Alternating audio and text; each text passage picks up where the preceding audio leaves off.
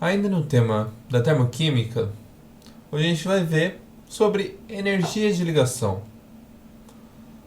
Antes da gente falar da energia da ligação, uma coisa muito importante da gente lembrar é de como fazer essa relação das ligações, né? Uma coisa muito importante que a gente vai precisar saber é quando eu tenho uma dupla e quando eu tenho uma simples. O exercício normalmente ele vai me dizer, por exemplo, que uma ligação de O dupla O tem tantos joules de energia dentro de um mol. Essa energia de ligação é dada em kJ por mol ou quilocalorias por mol. Só que, como eu sei se vai ser uma ligação simples ou uma ligação dupla? Isso vocês devem ter visto já em outras aulas. É pela regra do octeto, né? Por exemplo. Para outros casos, vão ser só um compartilhamento de elétrons.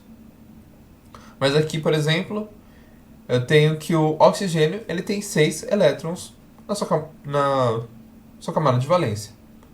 Esses 4 que formam duas nuvens, mais 2 elétrons que são compartilhados com outros 2 elétrons do outro oxigênio, formando uma dupla ligação.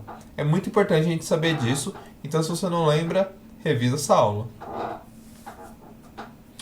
Enfim, as ligações elas vão ter valores diferentes e nem sempre é proporcional, no sentido de uma ligação simples de oxigênio pode ser 77 kJ por mol,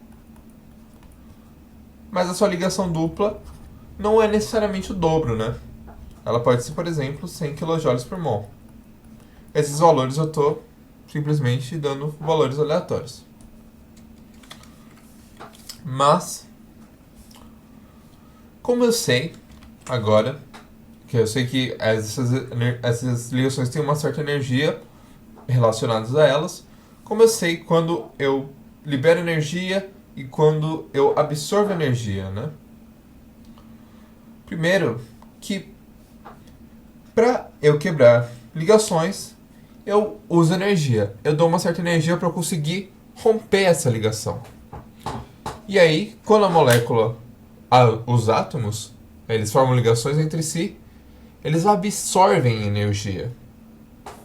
E eu vou explicar o porquê. Então, quando eu faço ligações, a minha molécula, ou os átomos, enfim, a reação perde energia para o ambiente. ΔH dela é negativo. Agora, quando eu quebro as ligações, o ΔH é positivo. Mas por que isso? Bom, um dos principais motivos é porque os átomos ligados são uma forma muito mais estável. E os átomos distanciados, eles são uma forma instável.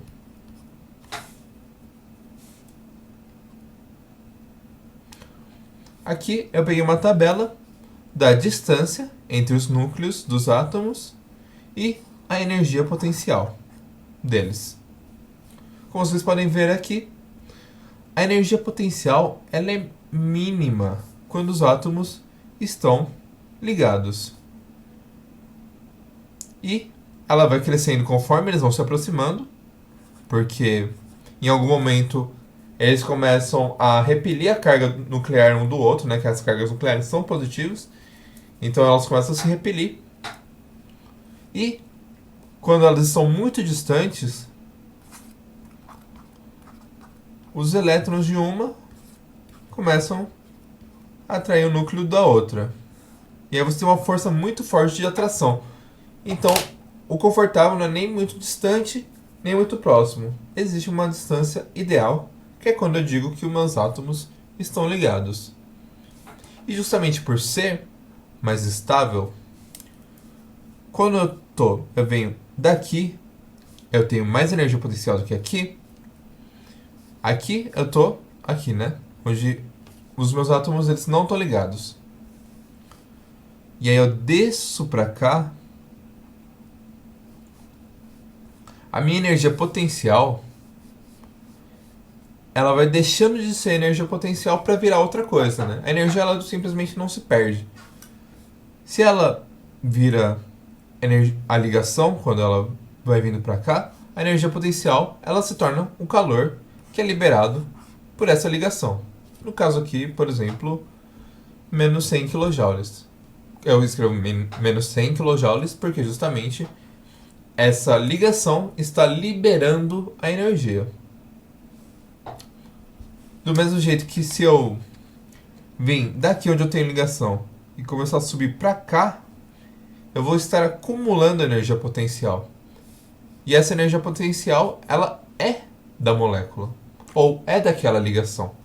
Então eu vou ter que o ΔH é positivo, porque agora eu estou colocando energia aqui.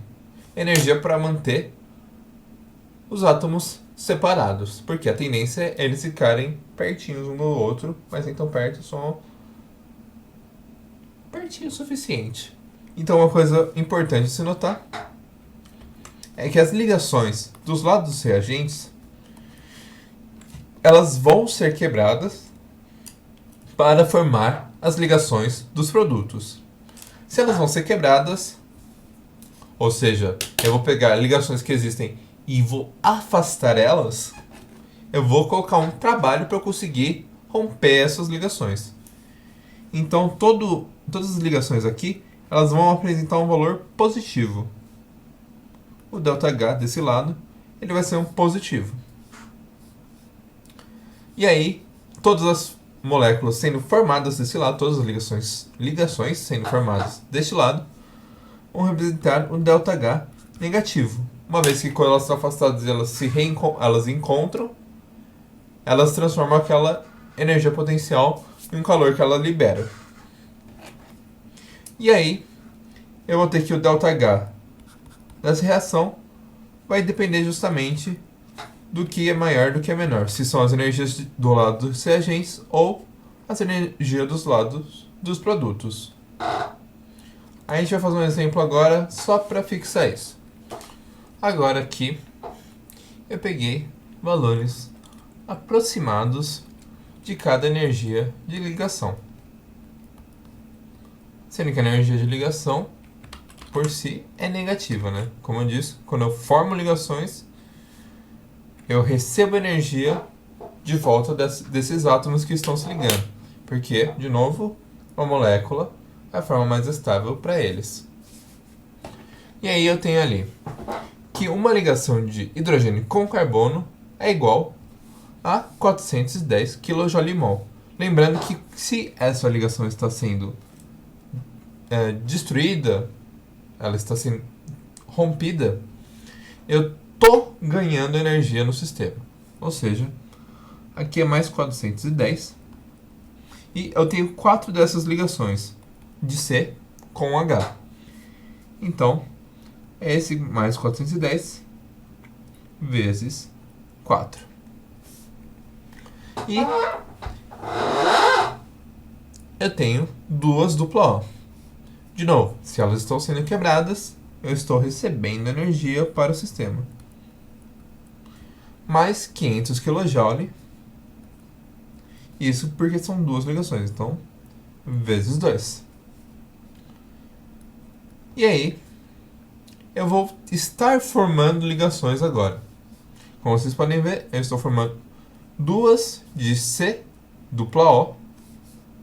Então são 2 vezes os 750 menos 750. Porque agora, nos produtos, eu estou fazendo as ligações.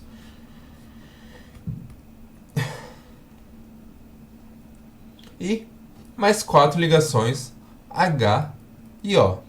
Porque eu tenho essa e essa. Que é 450 cada. E são 4 vezes 150. Fazendo todas as contas,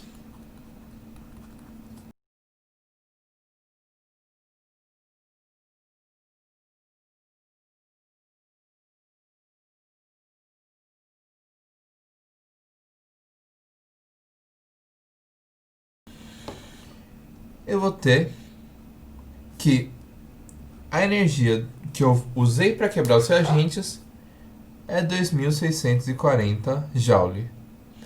E a energia que os átomos soltam se ligando é menos 3.300 kJ.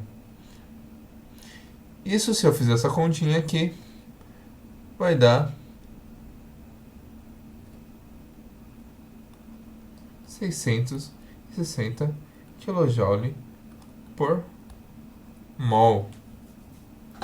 Ou seja, o ΔH desta reação, CH4 mais O2, vira CO2 mais 2H2O, libera, né, porque o negativo é menor, 660 kJ por mol. Não é à toa, essa reação que eu mostrei aqui para vocês é uma reação de combustão e eu posso perceber que ela realmente tem um ΔH negativo porque nessa reação eu tenho a liberação de calor. Quando essa reação ocorre, normalmente é o metano, o CH4, pegando fogo e liberando calor no ambiente. Como boa parte das aulas sobre termoquímica, essa aula é bem simples.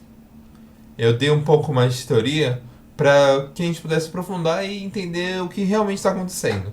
Porque às vezes só joga um monte de informação e aí você só decora e não aprende nada. Mas assim é melhor, eu acho.